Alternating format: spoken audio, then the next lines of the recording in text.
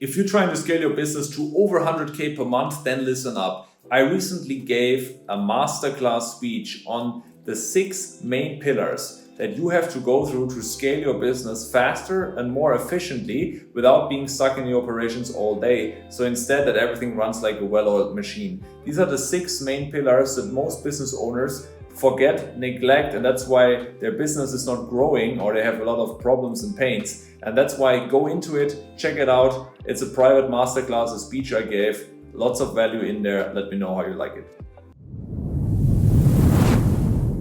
Well, you guys, everybody warmed up? Everybody good? How are you guys feeling? Yes! That's it. That's the energy we need here, guys. So amazing. So I think we have a really nice niche, a nice mix. And I want to show you at the start here a framework that I learned from a mentor of mine from the US. And this is helping you to identify what should you focus on in your business based on the monthly revenue. And we're talking here service-based businesses, okay? So agencies, consulting, coaching, all right? And if you look at this, there's mostly, on the scale to 7 figures, so we're talking 100K per month in revenue. There's mostly 0 to 10K, 10 to 25K, 25 to 50, and 50 to 100K, okay? So let's quickly go through this here. Usually, when you're between 0 and 10K per month, what you should focus on mostly is like habits, routines, strong daily execution, because the question is more about how to stop noise and just execute better. And the focus should really be on marketing and sales. Just get more clients. That's all you should focusing on. Remove the noise, do more, do it better, don't overthink it, get more clients. And then once you're at like this 10 to 25K, then you probably realize, okay, I need to have more market and avatar clarity. My offer needs to be more specific so I can streamline fulfillment. So I don't do different stuff for everybody, right? So making sure that it's very specific and I can streamline fulfillment, don't need to offer a different service for different people. And then the question becomes what niche and service to specialize in.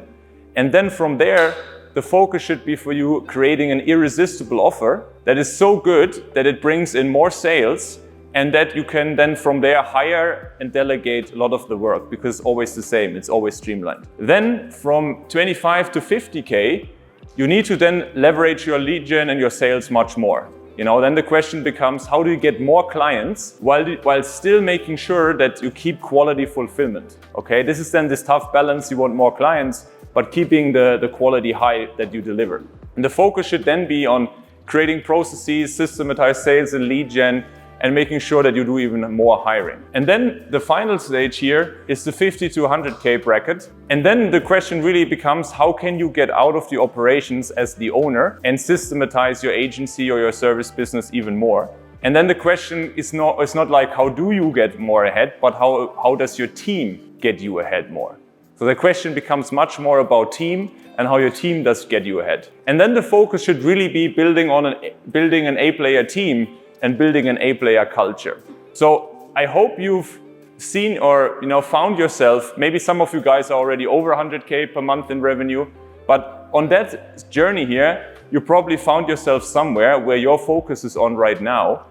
And what we are going to dive into today are 6 pillars that you need if you want to scale efficiently along this journey, especially when you're already making those 10K per month and you already have clients and you're already working well with them.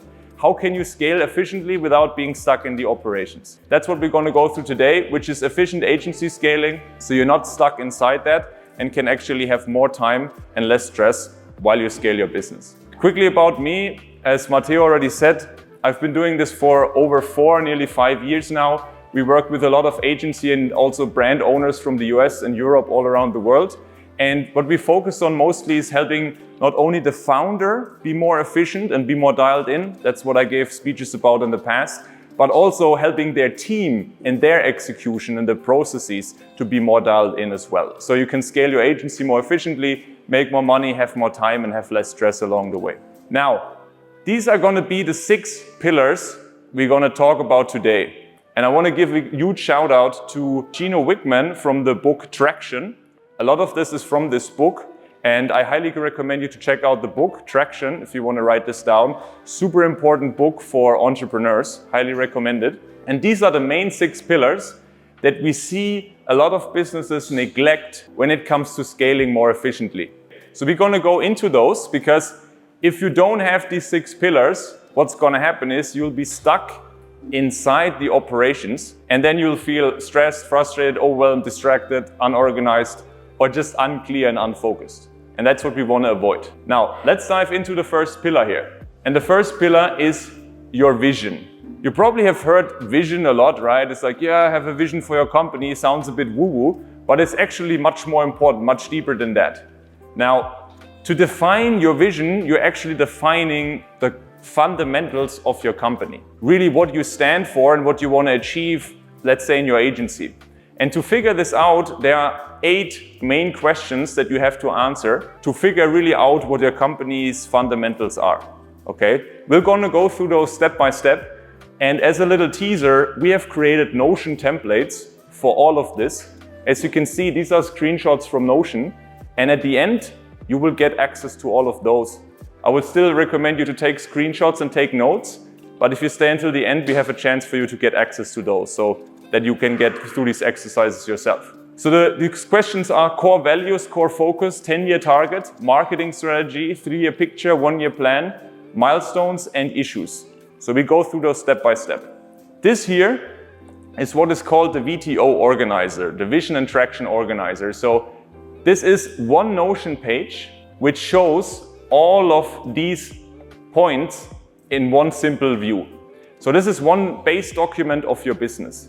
If you fill all of this out, your whole team knows what you stand for. Your whole team knows what the goal is. Your whole team knows what is the 3-year picture, what is the 1-year plan, what are the milestones for the quarter, what are the issues we need to work on, what's really our positioning as a business, and what is our culture, what is our focus, what is our niche, all of that. So we're going to go through a few of those, help you how you can fill this out for yourself, and you get access to this template so you can use this for yourself and use it as company documentation for your teams. Super important stuff. So the first one, we get started here on the top, as you can see, the core values. Okay. Before we dive in, I want to ask you guys, who of you has already heard about core values in the company? Amazing. A lot of you guys. Who of you has also defined them and have them visible in company documentation? All right. A bit less. And who of you guys would say, if I were to go to your team and I would wake them up at 5 a.m. and ask them, hey, what are the core values of the business you're working for? How many of you would be able to say, yes, the team knows exactly what the core values are? So this is super important. So let's dive into what are core values. Here's an example of our values at Consistent Performance. Highest standards, full ownership, constant improvement, efficiency, practice what we preach, and positive attitude. So core values are the behaviors that you expect from your team to be playing at a high level. So values are, in a nutshell, the guidelines that you expect your team to adhere by so that you can perform and dominate in your market and, perform the best way possible. Okay? And so there are these guiding principles. Usually you have 3 to 6, ideally 5 or less. It's so important to have them because without having them clearly defined, you're gonna attract the wrong type of people in your team. And this is the worst mistake you can do. You can have all the best hiring strategies and you hire extremely skilled people, but if they are not a fit for your culture and they don't live in line with the values, you're gonna have huge issues, huge drama. They will come to you to solve all problems. You'll stuck in the operations. They don't solve issues by themselves. And that's why it's so important that you have clearly identified who are people that are in line with your culture and who are people that don't fit at all. They should be working somewhere else. This is hugely important if you want to scale. And then once you identified this, then you do the hiring and the firing and the rewarding in line with these values. So you communicate these values not only during team meetings, you reward people and say, hey, big shout out to him, great example, he took full ownership, solved these issues by himself and reinforced these values. But you also say in the hiring process, these are the values we're looking for, and you screen for them before you get someone on board. Super important, that way you reduce the mishires and that they leave you again after a few months because you identify they're not a good fit. Super important, the values. Now, then let's go deeper into that. Core focus and marketing strategy and target as your agency or service business. This is something we have seen a lot of people struggle with, because let's be real, there's so many agencies out there, so many services business out there. And the question really is, how do you position yourself and how do you set yourself apart from other service businesses and agencies out there, or coachings, consultings, anything really? And so the first one is, you should get clear on what's your core focus. And you can ask yourself the question, why do you exist? What's you can say it, the mission that you provide, but specifically, what problems do you solve and why do you exist? You know, don't just say, hey, we do social media or we do SEO. That's not a mission, you know. You need to be very clear, for example, that you say we provide 1% email marketing services to D2C brands in the health space in the UK, right? This is much more dialed in. And then you can really say, of course, with the promise we're going into, what services you provide. Now, the second part is then the niche, exactly who you're helping. And then from there, the target market and the avatar. What problems do they have? What pain points are you solving? Okay, what do they have all in common? Super important as an agency to identify this. Otherwise, you'll just do different things for everybody and you can't streamline operations. And then from there, you'll be stuck inside there and you do different stuff for everybody. And also, the big problem we see is your messaging doesn't convert. Then what happens is you only get clients from referrals because they know, like, and trust you. But once you get into cold outreach, into cold email, it's like, yeah, why should I answer your cold email? Like, what sets you apart, right? Why should I work with you? If there's no clear niche, no clear avatar defined, and especially these things, the 3 uniques, the promise, guarantee, and your proven process. If you don't have these, it's like, why should I work with your agency? There's like 1 million agencies out there, why should I work with you? So we've done this with some of our clients and they struggle with 3 uniques as well. But ask yourself, if you have clients already, you should be interviewing them. You should be surveying them. You should ask them, especially if they stay with you already for a longer time, why do you work with us? What is something that you enjoy in our agency that maybe other agencies didn't do well? What do you think do we do better than other agencies? And this gives you ideas already what sets you apart, what makes you unique. Usually it's experience that you have in the field, a better process, you know, you keep the customers longer, you have better reporting, you have specific skills or, you know, specific systems. And these 3 uniques should be communicated. We had, for example, one client, they said, yeah, they don't really know what their uniques are. And then we figured out that their clients stayed with them super long, on average 2 or 3 years, while in their niche that they were specializing in was common that client, you know, they had maybe 6 months on average that they stayed with an agency. And that's a unique that you can communicate, that on average, you know, they stay really long because they really enjoy the service and they get higher returns, for example, you know. So that's super important that you define your 3 uniques for your agency and you communicate them in your marketing. And then the second 2 are your promise and your guarantee. This goes back to what I said before, to your mission. What can you promise?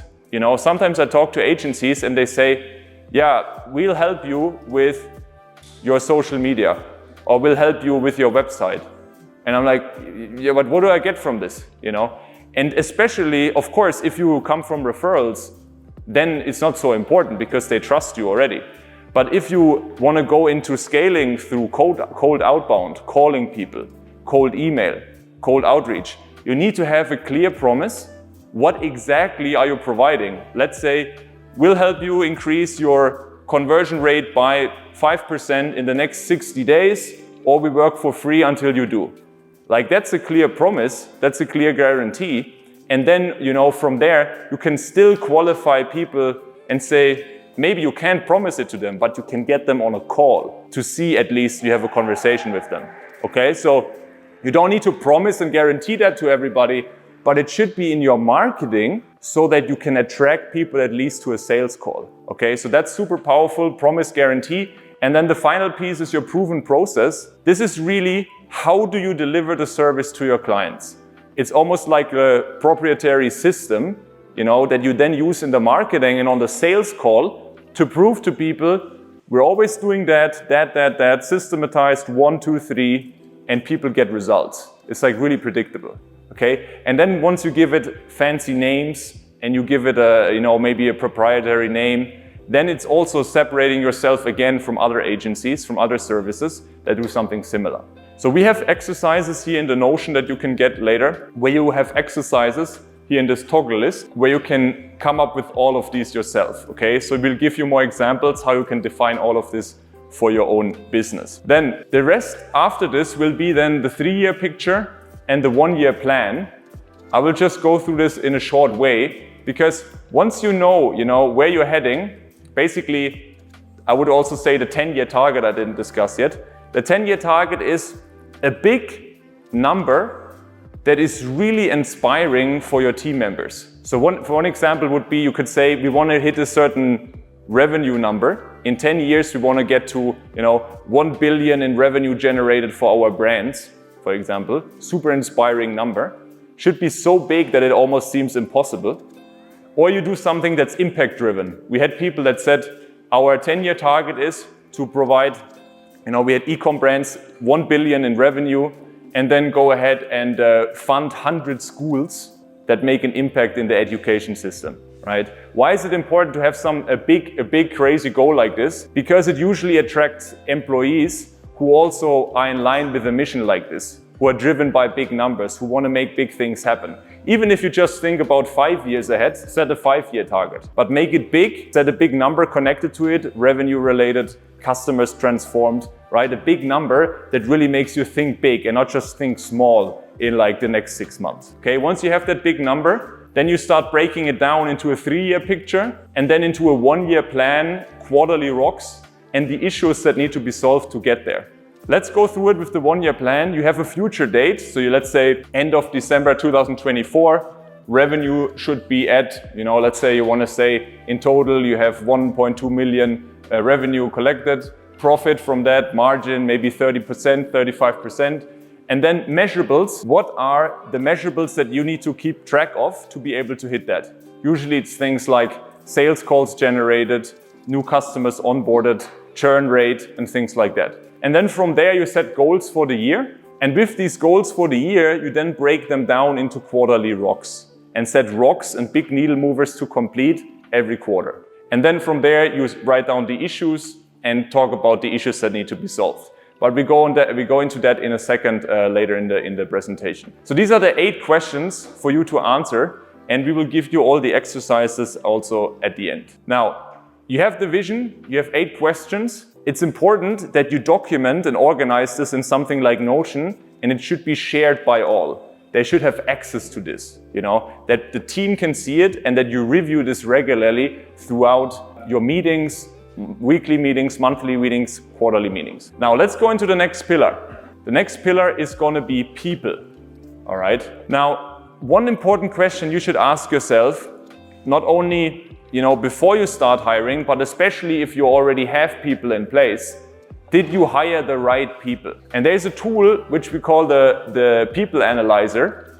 And what you basically do is you define the values and the behaviors that you expect in your team, okay? So you put them here, you say like, oh, there we go. So here you put the name of the person here. You write down the values that you want to have represented in your company. So for example, full ownership, honesty, customer-centric approach. You could also say something like takes fast action, takes massive action, or things that are important for your business, the behaviors that you expect. And then you rate them plus minus is neutral and minus is not living in line with this. And if you figure out that most of your employees are not living in line with these values in your company, you need to replace them because they're going to hold you back long term. Because if you have values defined that are core to the success of your business and people are not living in line with them, you obviously can have a conversation about that and bring it up with them. But if they don't make any effort to improve and they don't live in line with these values, they have to go. Then the second part of it is the get it, want it, and capacity to do it exercise. Now, the GWC. And so after you've defined here the values, you have 3 categories. Does the person get it? Does the person understand the role, the culture, the systems, the pace? So basically, if you give them the training, do they understand what's happening, what they have to do? Then, do they want it? Do they genuinely like to do the job? And the third part is, do they have the capacity? So this is all about the skill and the expertise to actually execute and do the job well. And then basically you do the same thing here. You answer here with a simple yes or no. Do they get it? Do they want it? Do they have the capacity to do it? Very simple. And then same thing here again is, if you have too many no's in here, either the person is not in the right seat, the person should be doing something different. For example, they get it and they have a capacity to do it, but they're not wanting to do this job. Then it might be that they are a good fit for your company, but they may be in the wrong seat. But if they're lacking the capacity, then it's often a time you should ask yourself, do they have the right skill? Do they need to be trained more? And if they don't get it, then the question is your SOPs, are your training styled in? So this really helps you to understand what the issue is. Sometimes it's the person, they need to be trained better. Sometimes it's a culture problem. And sometimes you should take ownership and say, we didn't provide proper training for them. It's actually our fault here. Okay? Super important to make this analysis once and see, do you have the right people in the right seat? Another thing is an accountability chart. So we have a few examples here. They can also be set up in Notion very nicely. Once you're just a few people in your team, it doesn't really matter. But once you grow your team, the question is, how many people who is responsible for what in your team? Especially once you have like 10, 20, 30 people, new people come on board, how does everybody know what they're accountable for, what they're responsible for? Because otherwise some people do stuff that is the responsibility of someone else on the team.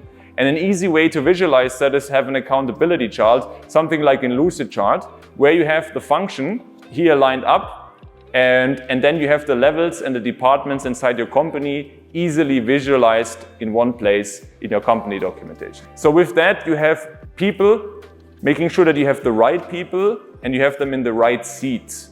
Very important. Then the third part is data. So you know your vision, you have good fundamentals in your company, you know your offer, your marketing, you have the right people in the right seats. A big issue we see then is that you don't track your data enough. And with a lack of data tracking, you don't know if what you're doing is actually working. And so what we have here is something called a scorecard. And we see a lot of businesses not have anything like this in place, where they regularly track the important metrics inside their business. For example, weekly revenue, cash balances, weekly sales activities, customer satisfaction and problems, client project, production statuses. Depends, of course, on your business, what your key metrics are, but they should be tracked.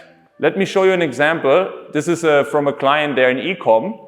And there, for example, their key KPIs like customer acquisition cost, average order value, net promoter score, inventory profit. On a weekly basis, they have the department connected to it, the person accountable for the number, and the goal for that week. And then they have what they achieved in that week and how much they were off in terms of the number. It's very simple to set up, but it's super important because it makes sure that you have clear accountability of the numbers in your business, okay? So there's different ways to set this up. You can set this up with Notion, with the scorecard, very simple here. There's another few examples of KPIs. You have the goal, and then you have what you have hit in that week. The key is that you review that scorecard every week to ensure you're on track with the goals you set. And we give you here a template that you can duplicate into your own Notion. You can just create a new scorecard like this. And for your agency, you could set it up. You have the person, let's say someone in sales. What is the measurable they're responsible for? For example, outbound dials done, or you could say appointments generated. And you have set a goal for that week. And then they have to write down here the number every week, what number they have achieved. And this gets reviewed every single week. Always, everybody has to have one number they're responsible for. Like in this book, that's super interesting. They said even the receptionist, if you have a big business, the person at the door should have one number they're responsible for. Because then you're really tracking, okay, are we controlling what the people are the people doing the right thing? Are they hitting the numbers we need to hit to be able to hit our goals? Without that clarity, you never know what's the problem. Okay, super important. One person, everybody has one number and one thing they're responsible for and a goal for every week. And then you track it in here and talk about it in the weekly meetings.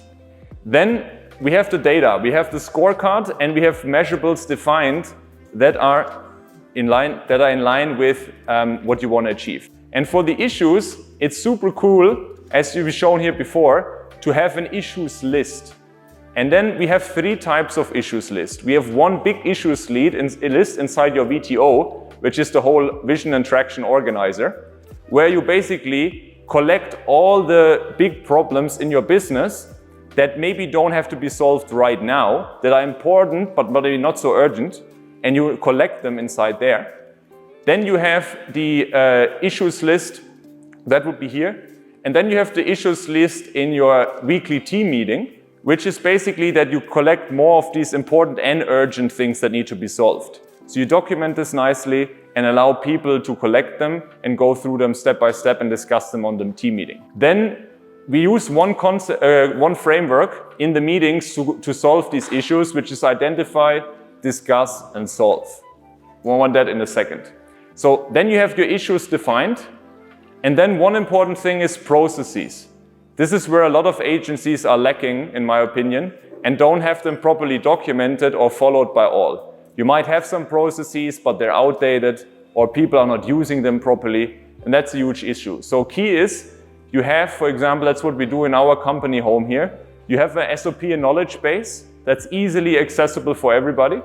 And then in here, you can easily set up by department a filter. For example, that's for our client success here. We have all the SOPs in here. These are a few examples, there's more. And then you have the department who is responsible, the frequency, the tool, the tags, who it was edited by, and who needs to do the SOP.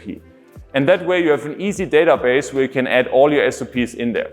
Then this is an example of a template you can use to have your SOPs, the whole index, purpose, context, definitions, a Loom video going through the SOP, then the high-level overview, step-by-step process, keep in mind how to report, done. Someone comes in, records a Loom video, everything is nicely documented, and you easily make sure that everything is in the right place.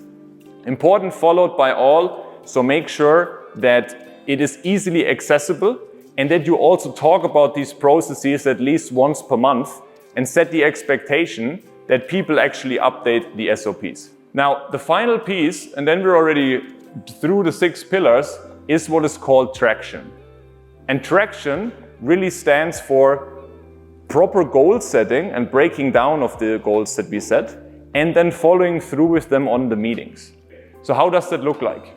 Obviously, you have big yearly goals, but a lot of people, don't follow through with quarterly rocks. So quarterly rocks are clearly defining, similar to OKRs, what is the outcome I try to achieve and what's the key result that needs to be hit, a measurable target, to be able to know that we are on track. They need to belong to the 10-year targets or 3-year pictures, move the needle for the company, and they should be complete before the next quarterly meeting.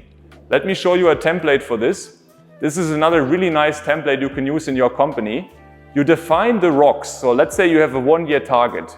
One rock could be for the quarter to dial in cold email or to dial in a new VSL funnel, right? Could be one big rock, takes usually a bit longer, is a frame for a few months. And then you assign the rock to one person who is responsible for the completion. And then down here, you can make sure how many rocks are distributed in that quarter to each person. So you have a nice overview who in the team is responsible for what big rock that moves the business forward. Okay? And then the final piece is the meetings. This is where I think a lot of people can make them more efficient.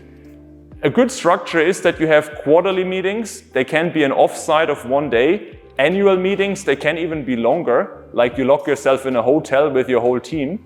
And then you have weekly meetings, which are on a weekly basis around an hour. We have here an example of what you can implement in terms of the agenda. And we have also here a template you can use for your own team, for your own weekly meetings. So it starts with good news. You link the scorecard that we discussed here, go over the numbers, make sure everybody's numbers are tracked and everybody hits the numbers that are key. And then you go into identifying, discussing, and solving the major issues. Why were the numbers not hit? What's the problem? What's happening in the agency? Okay. With this setup, you will be able to then also generate new ideas. What can we do to impact more people? And then you conclude the meeting with to-dos. And one key hack I want to give you, ask everybody in the team, how would you rate the meeting on a scale of 1 to 10? You know, that way you can see if a meeting was inefficient, what can we improve to make the meetings more efficient in the future? And then people enjoy the meetings more as well. Super nice hack you can implement.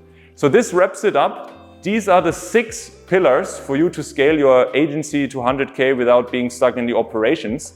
And finally, I have an exclusive gift for you. As I said, if you want all of these templates here, we provided all of this ready in Notion for you. You have a whole checkup score. You have all the pillars with all the exercises and all the templates in here. So you guys can take it, plug and play it into your Notion, into your business, and have good fun with it. And so here's the score for you. That's my gift for you. Scan the code now with your phone, get all the templates totally, completely for free. And then, yeah, have fun with that. Let me know if you have any questions on the templates. And then I'm happy to see you guys scale with less stress and more efficiently. Thank you so much, guys.